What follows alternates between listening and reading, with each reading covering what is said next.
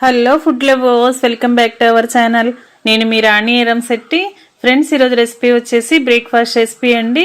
ఎలాంటి పప్పు బియ్యం నానపెట్టి కడిగి రుబ్బే పని లేకుండా 10 నిమిషాల్లో ఈ బ్రేక్ఫాస్ట్ అనేది ప్రిపేర్ చేసి పిల్లలకి సర్వ్ చేయొచ్చు. 1 కప్పు సుజీ రవ్వతో అప్పటికప్పుడే ప్రిపేర్ చేసి పిల్లలకి సర్వ్ చేయొచ్చండి. వంటింట్లో ఎక్కువగా శ్రమ అనేది అనిపించదు. ఆ ప్రాసెస్ అంతా చూద్దాం. వీడియోని ఫస్ట్ నుంచి లాస్ట్ వరకు స్కిప్ చేయకుండా చూడండి. అలాగే ఛానల్ని ఫస్ట్ టైం వాచ్ చేసిన వారు సబ్స్క్రైబ్ చేసుకుని పక్కనే ఉన్న బెల్ బటన్ క్లిక్ చేయండి. నేను పెట్టబోయే రెసిపీస్ అన్ని డైలీ మీ ఫోన్కి నోటిఫికేషన్కి వస్తాయి కదా, ఓపెన్ చేసి చూడండి. నచ్చిన రెసిపీస్ని కుక్ చేసి ఫ్యామిలీకి సర్వ్ చేయండి. ఇంకా ప్రాసెస్లోకి వెళ్ళిపోదాం. ముందుగా ఒక మిక్సింగ్ బౌల్ తీసుకుని దానిలోకి 1 కప్పు నిండా ఉప్మా రవ్వ తీసుకుని వేసుకోండి. బొంబాయి రవ్వ అంటాం కదా, ఆ రవ్వను వేసుకున్నాం కదా. అదే కప్పుతో 1/2 కప్పు వరకు గోధుమ పిండి వేసుకోండి. గోధుమ పిండి ప్లేస్లో మీరు మైదా పిండి అయినా వేసుకోవచ్చండి. అలాగే ఇవి రెండు కూడా గరిటెతో బాగా కలపండి. ఉప్మా రవ్వ గోధుమ పిండి కూడా బాగా కలిసిపోయేంత వరకు కలుపుకున్న తర్వాత మనం ఏ కప్పుతో అయితే రవ్వ కొలిచి తీసుకున్నామో అదే కప్పుతో 1/2 కప్పు వరకు చిక్కటి పెరుగును వేసుకోండి. పుల్లటి పెరుగు కానీ ఫ్రెష్ పెరుగు కానీ ఏదైనా కూడా వేసుకోవచ్చండి. పుల్లటి పెరుగు అయితే బ్రేక్ఫాస్ట్ అనేది చాలా చాలా టేస్టీగా ఉంటుంది. అలాగే అదే కప్పుతో 1/2 కప్పు వరకు వాటర్ పోసుకుని ఇవన్నీ కూడా రవ్వని పీల్చుకునేలా బాగా గరిటెతో బాగా కలపండి. ఉప్మా రవ్వ గోధుమ పిండి కూడా పెరుగుని వాటర్ని బాగా పీల్చుకుంటుంది. ఇదంతా కూడా బాగా కలిపిన తర్వాత గిన్నెకు మూత పెట్టుకుని 10 నిమిషాలు పక్కన పెట్టుకుంటే సరిపోతుందండి. బాగా నాని ఉంటుంది. ఎక్కువగా నానాల్సిన పని లేదు. 10 నిమిషాల తర్వాత చూసినట్లయితే బ్యాటర్ అనేది గట్టిపడుతుంది. ఉప్మా రవ్వ అంతా కూడా వాటర్ని బాగా పీల్చుకుని పిండి గట్టిగా వచ్చింది కదా, ఈ విధంగా కలుపుకోండి. 1 కప్పు ఉప్మా రవ్వకి 1/2 కప్పు పెరుగు వేసుకుని 1/2 కప్పు గోధుమ పిండి కానీ మైదా పిండి కానీ వేసుకుంటే సరిపోతుందండి. ఈ విధంగా కలుపుకున్న తర్వాత 10 నిమిషాలు నానిన తర్వాత సన్నగా తరిగిన పచ్చిమిర్చి ముక్కలు, సన్నగా తరిగిన అల్లం ముక్కలు వేసుకోండి. కొంచెం కరివేపాకును కూడా వేసుకుని సన్నగా తరిగిన కొత్తిమీరను కూడా వేసుకోండి. తర్వాత రుచికి సరిపడా సాల్ట్ వేసుకోండి. సన్నగా తరిగిన ఉల్లిపాయ ముక్కలు కూడా వేసుకోవచ్చండి. మీకు నచ్చితే ఉల్లిపాయ ముక్కలు కూడా యాడ్ చేసుకోవచ్చు.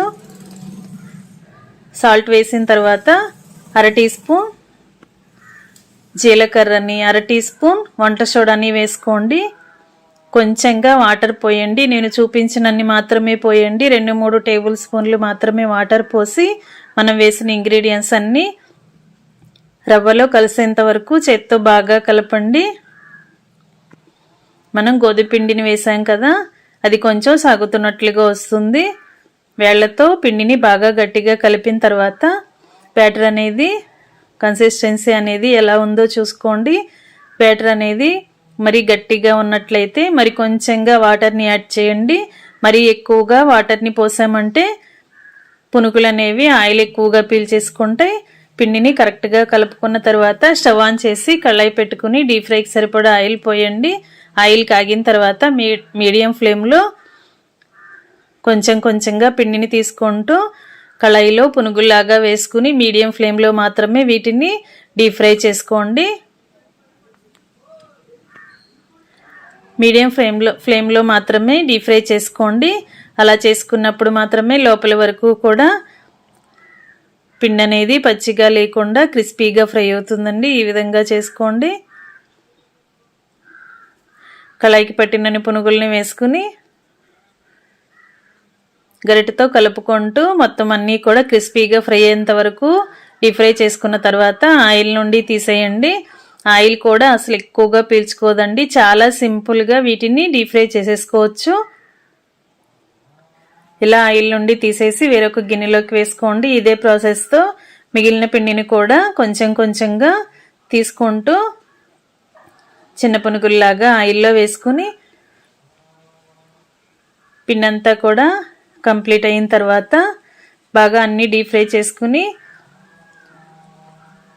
పిండి మొత్తం వేసుకోవటం కంప్లీట్ అయిన తర్వాత స్టవ్ ఆఫ్ చేసేసుకుని మొత్తం అన్నీ కూడా ఆయిల్ నుండి తీసేయండి. వేడి వేడి రవ్వ పునుగుల్ని అప్పటికప్పుడే మనం బ్రేక్ఫాస్ట్ రెసిపీగా కానీ ఈవినింగ్ టీ టైంలో స్నాక్స్ రెసిపీగా కానీ సర్వ్ చేసుకోవచ్చండి. ఆయిల్ అనేది అస్సలు పీల్చుకోదు. చాలా సింపుల్గా అన్నీ కూడా మన ఇంట్లో ఉన్న ఇంగ్రీడియంట్స్తోనే అప్పటికప్పుడే ఇలా రవ్వ పునుకులు అనేవి వేసుకోవచ్చు. ఈ ప్రాసెస్తో మీరు కూడా ఒకసారి కుక్ చేసి చూడండి. మీ అందరికీ కూడా ఈ రెసిపీ అనేది బాగా నచ్చుతుందండి. వేడివేడి పునుకుల్ని టొమాటో చట్నీ కానీ, పల్లీ చట్నీ కానీ, లేదా కొబ్బరి చట్నీ కానీ, పుట్నాల పప్పు చట్నీ కానీ, ఏ చట్నీతో అయినా కూడా సర్వ్ చేసుకోవచ్చు. నేను పల్లీ కొబ్బరి చట్నీతో సర్వ్ చేయబోతున్నానండి. దీనికి పోపు కూడా వేసుకుని వేడివేడి రవ్వ పునుకుల్ని కొబ్బరి పల్లీ చట్నీతో సర్వ్ చేసుకోవటమే. ఈ బ్రేక్ఫాస్ట్ అనేది మీకు నచ్చినట్లయితే మీరు కూడా కుక్ చేసి పిల్లలకి సర్వ్ చేయండి. ఛానల్ని ఫస్ట్ టైం వాచ్ చేసిన వారు సబ్స్క్రైబ్ చేసుకుని పక్కనే ఉన్న బెల్ బటన్ క్లిక్ చేయటం మాత్రం మర్చిపోకండి. నేను పెట్టిన రెసిపీస్ అన్నీ డైలీ మీ ఫోన్కి నోటిఫికేషన్కి వస్తాయి. ఓపెన్ చేసి చూడండి. అన్నీ కూడా సింపుల్ ప్రాసెస్తో ఇంట్లో ఉన్న ఇంగ్రీడియంట్స్తోనే అప్పటికప్పుడే చేసుకునే రెసిపీస్ని చూపిస్తాను. మీ అందరికీ కూడా ఈ రెసిపీస్ అనేవి బాగా నచ్చుతాయి.